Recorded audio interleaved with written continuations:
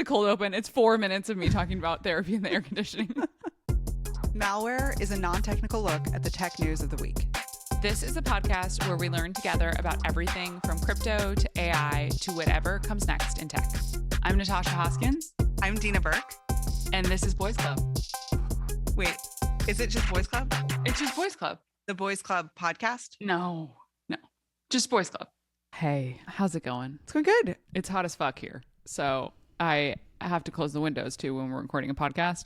And I have just been full. We had several podcasts and then I had therapy and I've just been sweating, just like sweating. You're hotboxing over there in Europe. Yes. Natasha and we share a calendar, so I always know what she's up to when you're in therapy. How you feeling? We're post-therapy recording a podcast. That's always tough. It was good. It was not like, there's sometimes where I've just afterwards been like, I gotta bail on whatever the plan was. Totally. But today was not that. We did talk a lot about money, partially because I was like, I can't afford this. And we had a really nice, transparent conversation around it. And she's just great. I can't recommend therapy enough to people. It's fantastic. I need it in my life. And she's just a wonderful person. Can I ask how much it costs? It's $250 an hour. Okay. It's a sliding scale. So if your financial situation changes, but she has her own practice. So like me being like, hey, my financial situation has changed. I need the scale to change. Mm-hmm. Or can the scale change, which is appropriate to ask, is saying, can you make less money? Like it's very direct in that way. Because there's no insurance involved. For her, there's no insurance. Some people, there's insurance, or if you go to like a social worker, it's different. But she's just like a private practice in New York. So I can submit, and I have a really high deductible in my health insurance. Yeah, this is really getting into the weeds, but it might help somebody. So basically, I submit all of my health care to my insurance, and it goes towards my deductible. And then it will change once I hit my deductible. But until then, you're just paying out of pocket with her, or in some cases. So it's really expensive, but like never in a million years would I be able to start with a new therapist at this point. I've been with her for 4 years. She knows everything. You're entrenched. Totally. She knows all my friends. She knows all the tea. This woman has all of the tea on everybody. Anyway, we're coming off it feeling better than when I started, which is great. Great. I am very warm.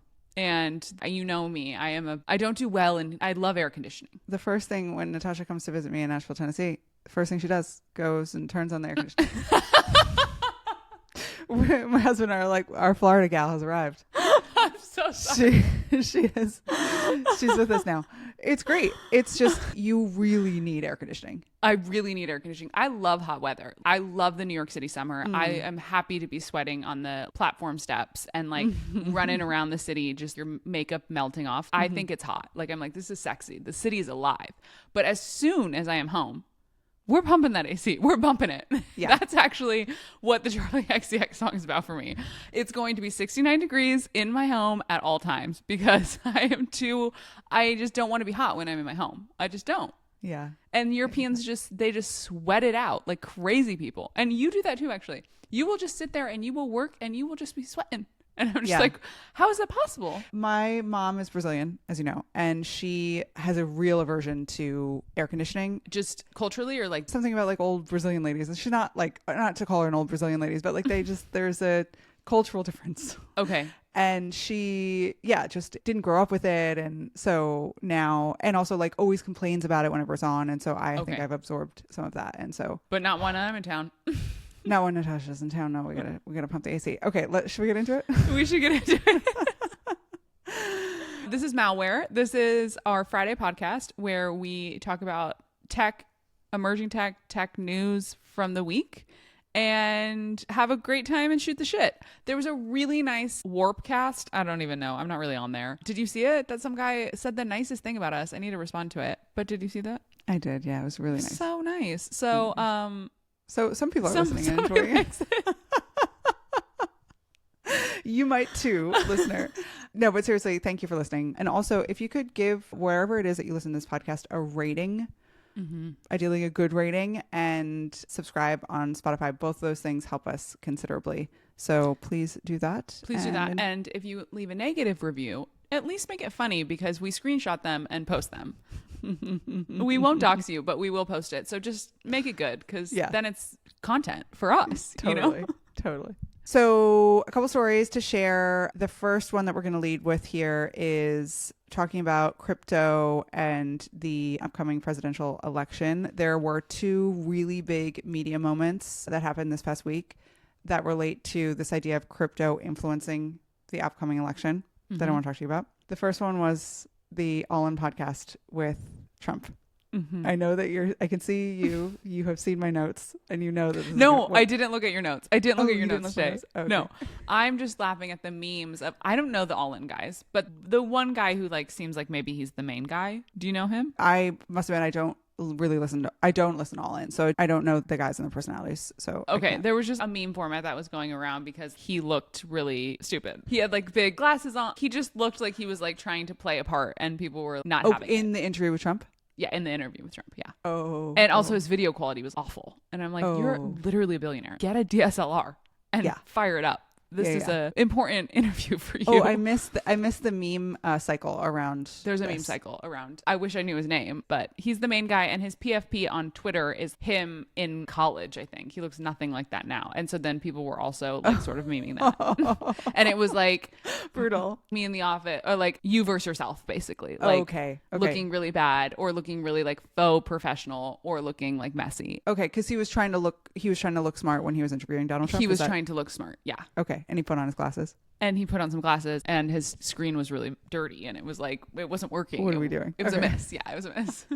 Okay. Well, I listened to the All In podcast interview with Trump, so everyone else here that's listening didn't have to. If you did and you enjoyed it, that's great too. But I will say the one thing as it relates to crypto is that within the first 2 minutes, it's like basically the first thing that they're talking about is crypto. It gets mentioned very early on. Okay. And it's basically Donald Trump relating a story about this fundraiser that was held at David Sachs, who's one of the All In guys, his house. And we covered this in the newsletter last week. So there was this big Silicon Valley Trump fundraiser. And the story that Trump was telling, he's like, yeah, I met the Winklevoss brothers. They were there. They came. They donated $1 million each. Terrific. They might have started the whole thing. And I think what he's insinuating in that, I think they might have started the whole thing is like kind of the bit like crypto. Okay. Like I don't know. He's saying that he started crypto. They started Bitcoin. He said they did well. They might have started the whole thing. Which I love that. That's so stupid. So the interview, it's worth listening to understand a part of the internet for sure. And Donald Trump, I would say my takeaway from that interview is that he's definitely pandering to the tech community. He's definitely pandering to the business community. He talked a lot about cutting corporate taxes. So talking about how, in the bravado that he uses when he talks, he's like, I would cut the most taxes in history or whatever. And then he talks about how he took taxes from 45% to 21%. And he's like, I want to take it lower. He also wants to cut regulation. So he's using all the talking points that are, some would argue, pro-business. Okay. And were the All In guys, from your vantage point, up his ass? Pro-Trump. Okay. Up his ass completely. In fact, so much so that, like, in fairness, I think they wanted to get as much of him talking as possible, which is what I would do if I was a podcaster. But you are a podcaster. That is literally if I were in some imaginary world. But I mean, specifically with him, you want to get him. Yeah, totally. They didn't really push. I mean, there was like a natural question following him talking about cutting taxes, which was like, what would that do for inflation? And they kind of talked about that a little bit, but didn't really push him on it. Are they all conservative? Like, do you think they'll all vote for Trump, or do you think they were just pandering to him? They weren't all convinced by the end of it, but there's definitely a couple that are like really, really, really pro-Trump. And then there's some that we're still needing some convincing. But anyway, like that was a big moment. I think a big interview, obviously for them, but I think for Trump as well. And I also watched the Donald Trump, Jake Paul. Oh my God. Wow. You went to the bowels of the internet. I have been just trying to understand what's happening. To hell and back. He's really doubling down. I will say the one thing that I do not know and that I feel whenever I'm listening to him speak about crypto specifically, definitely, but also like just his take on, I mean, everything, is that like, I don't believe him. He says what people want to hear. Yeah, he's a pathological liar. Totally. Everyone's like, he's pro crypto candidate. I'm like, do you really trust that he's going to do the things that he's saying he's doing right now on the campaign trail? Like, also, like, he doesn't even know what crypto is. To be deeply pro crypto, you would have to have some understanding of the industry, which I have, based on him thinking that the Winklevoss twins were the inventors of cryptocurrency. I'm sensing a bit of a red flag. Totally. Okay, so that was the first thing. That was a big moment. And then the second thing was this New York Times article that came out. The headline was How Crypto Money is Poised to Influence the Election. And Ryan Selkis, Masari gets a big... Gang's all here. Big opening paragraph. Yeah. Huge. It's basically an article about Ryan Selkis. It's crazy how... It's crazy. I don't know who his publicist is, but she is working OT. Like big time. Big time. And basically it's about how there's these super PACs that have raised, I think the figure that they say is $150 million to elect pro crypto candidates in congressional races. And it's Ripple, Coinbase, and Andreessen Horowitz have all put in $50 million each. And these super PACs are like going and being really strategic about coming into different congressional races and backing Democrats and Republicans. It's both sides. It seems to be bipartisan. But that there's just this shift. Ryan Selkis' quote is, there's 50 million people who hold crypto. It's a lot of voters. And so there's this narrative that's brewing and picking up a lot of steam around crypto swinging the election. And it's really interesting to see it play out in mainstream media now. Yeah, it's interesting. I do not buy it. I'm like, of those 50 million people who hold cryptocurrency, how many of those people are single issue voters around crypto? Totally. Very few. Totally. I'm not. I'm not. Yeah. That's crazy to make an assumption that those people are voting based on the fact that they hold some ETH. Like, yeah. That's my main problem with it is people don't give a fuck. Most of those people don't give a fuck. I hear you. There's a debate tonight. Presidential debate tonight, and it'll be interesting to see if it comes up. Can't wait to meme it. Do you think it will come up? What's your take? Oh, that's a really good question. I would be sort of surprised if in this first debate it comes up. I just feel like there's much more pressing issues. Crazy times. The other thing just on the crypto of it all is just now Solana ETF filed by VanEck. Will be interesting to see how that plays out. LFG. As ever, I don't own any Solana. I own some Solana. Can you believe? Oh, look at her go. Yeah. Nice. I've been watching it.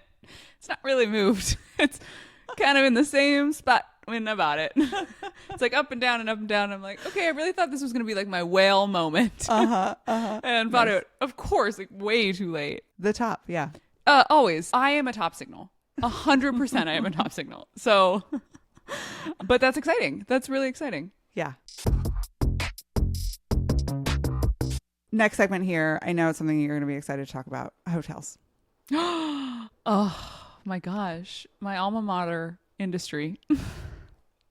I am such a hotel girly. Natasha came from the travel industry, hotel maxi, luxury hotel maxi. Huge luxury hotel maxi. The amount of money that I've spent on hotels is, I'm not ashamed, but I'm aware.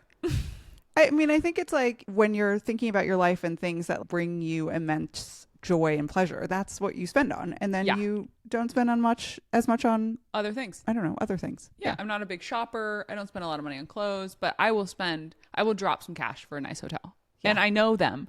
The problem is, once you know it and once you experience it, you can never go back. Mm-hmm. You can never go back. Mm-hmm. And so that's been my main issue is I have tasted and seen, and it is good, but hit me with it. I do know what happened, but for the listener. Okay, so as you know, as I know, New York City hotel prices have gone insane. Bonkers.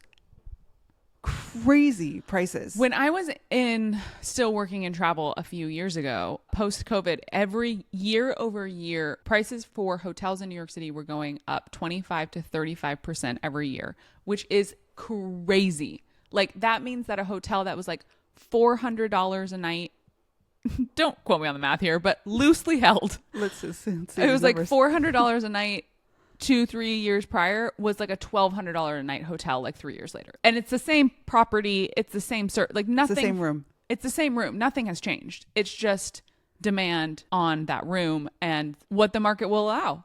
Yeah. Well, there is some speculation that it relates also to the ban of short-term Airbnb rentals. Yes. So that's what the story about. There was a Business Insider piece that came out this week that basically connects the dots between the rising hotel prices and the recent ban of short-term Airbnb rentals in New York City. There's other things that relate to rising hotel costs, but this is just like one piece of it.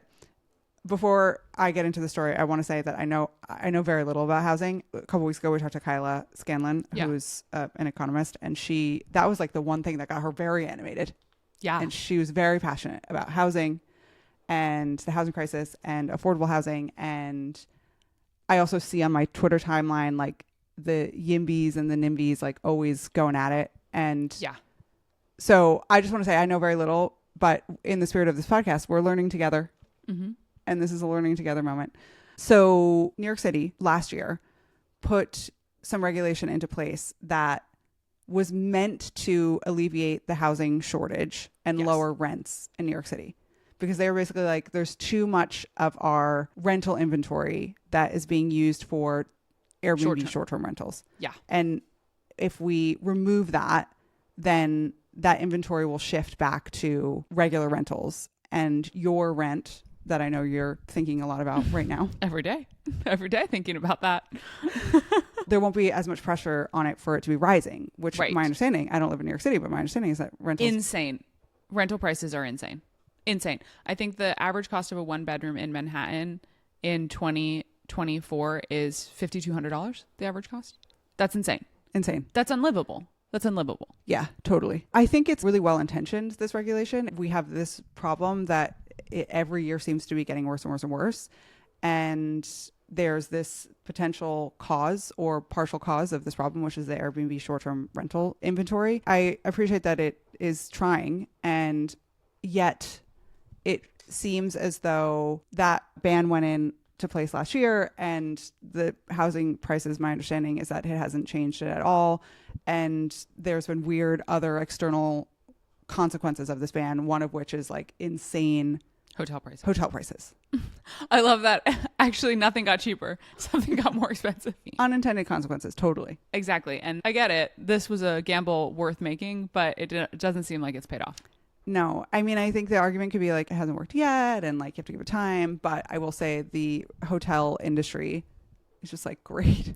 Honestly, I have equity in, so we had a travel startup. That travel startup was sold to another travel startup, and a big part of that acquisition was equity, and that business is fucking crushing. Like, it's been doing amazing, and part of it is because hotel prices have never been higher ever in history. And so I'm seeing a silver lining for myself. There's no other silver lining besides that. It's very specific, and it's only to me, but I'm gonna take it. Great. I love that for you, truly. Some stats here. Hotel occupancy shot to 82% in 2023, above the average of 63%. So it went up a lot considerably in New York City.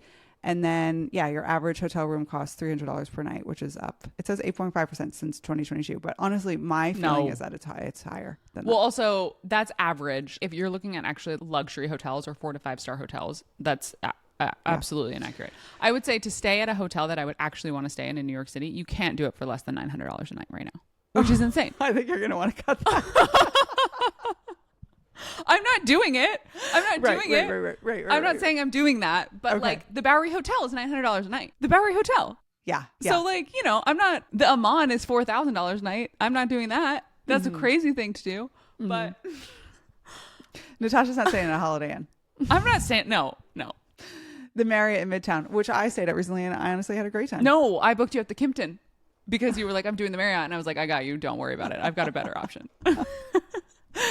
Okay, so that's that second story. Really interesting. I will say it seemed like it was effective that the short-term rental listings on Airbnb dropped from 22,000 to 8,000, but all of those rentals are converting into medium to long-term rentals on Airbnb to skirt the regulation.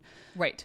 That's been my experience. They're not turning into one-year leases. They're staying on Airbnb, just moving into a different category. Exactly. Yeah, like I have a few friends who either have Airbnbs in the city or help manage them as like a side hustle, and all of them just turned into extremely expensive subleases. That's all they did. None of them went back on the market as long-term leases. And so now it's like, some young person who doesn't know their ass from their elbow, it's like, I'm going to do a sublet on Airbnb and spend $6,000 a month to have a studio apartment in Crown Heights. That's what's happening.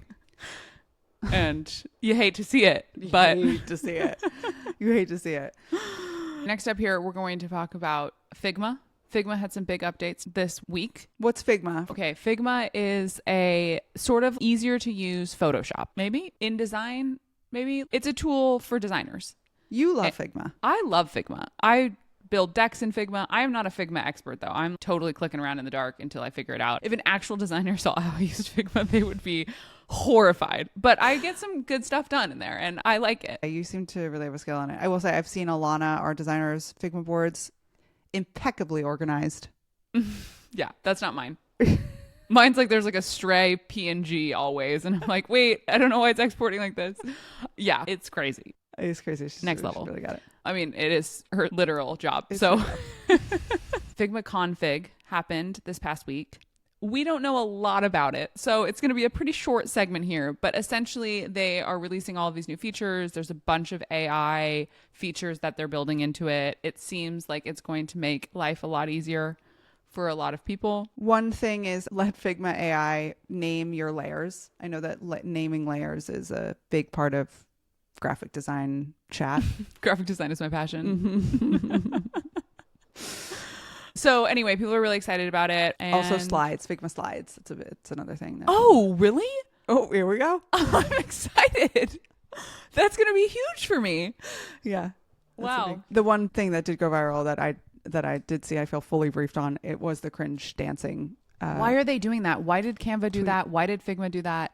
Don't do that. Don't have dancers at your like announcement things. Corporate conference. Yeah, like it's a crazy move. It is. Is it rage bait? Are they hoping that then everybody's like, oh, let's talk about the Figma updates because we're talking about how they had the cringe dancers? Maybe could be. I think it is probably just more like misdirected vibes.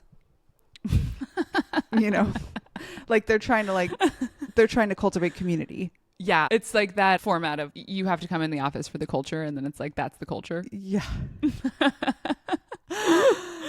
So yeah, that's Figma. We love Figma. We'd love them to sponsor this podcast also. We love Figma. There was some news this week. Our beloved Crypto the Game. Shout out to Dylan, just an angel. Crypto the Game. We did 10 days in the trenches doing coverage. Live reporting on the game. For those who aren't familiar, it is basically like an internet survivor where contestants pool their funds, and that acts as your sort of buy-in for the game, and then that also acts as the prize pool for the game. And you compete over a series of days and a series of different challenges, and there's teams, and it's so fun. It's so fun. It's all consuming. It is a wild ride.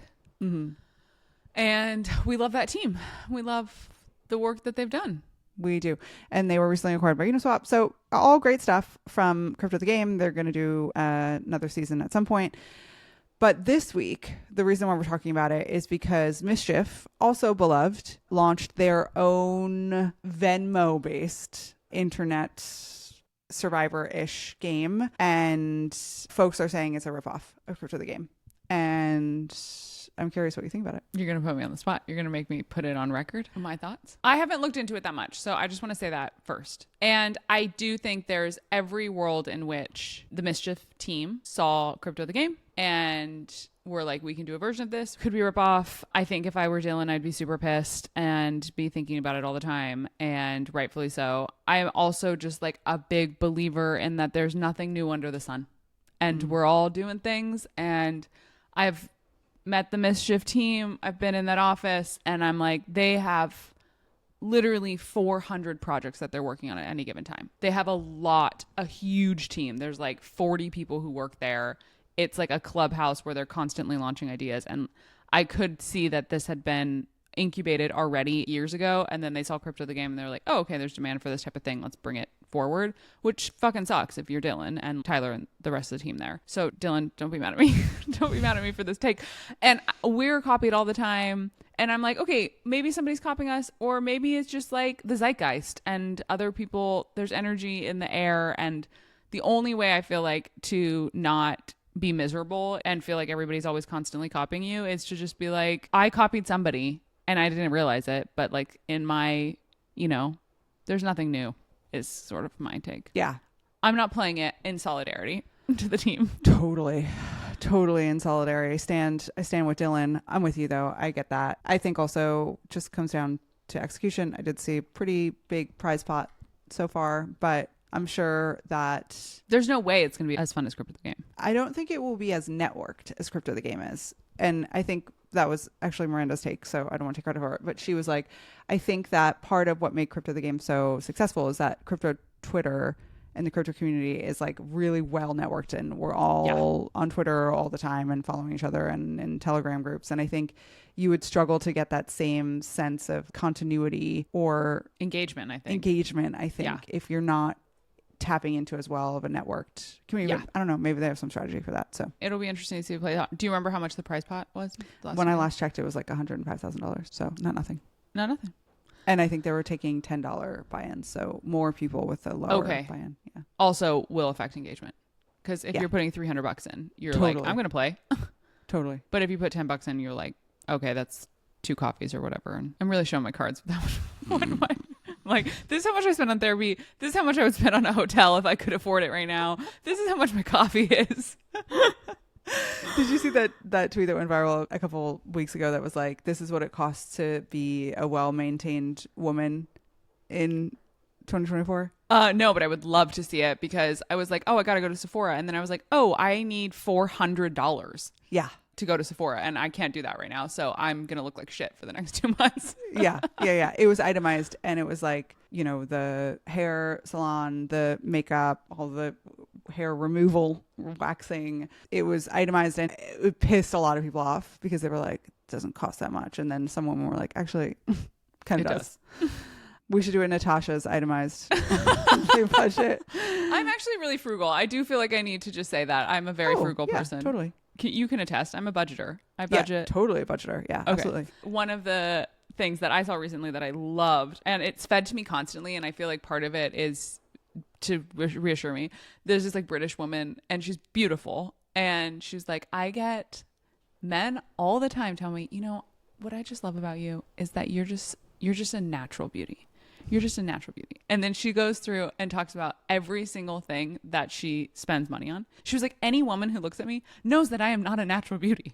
She was like, this jawline, $10,000. And their hair extension, she's like, my hair, $2,000 every 6 months. She goes through it all, and she's like, I don't know who to tell besides you guys. I am not a natural beauty.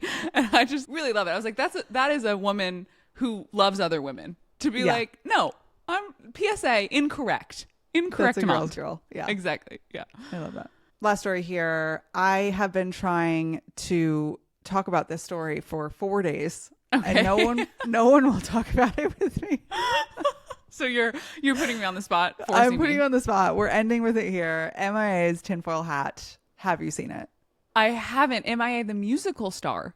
Yes. Oh, she's deeply problematic. You know that, right? I know she's deeply problematic. Okay, deeply problematic. And this turn for her doesn't feel at all surprising. She's wearing a literal tinfoil hat? So she's not wearing it. She's selling it. It's merch.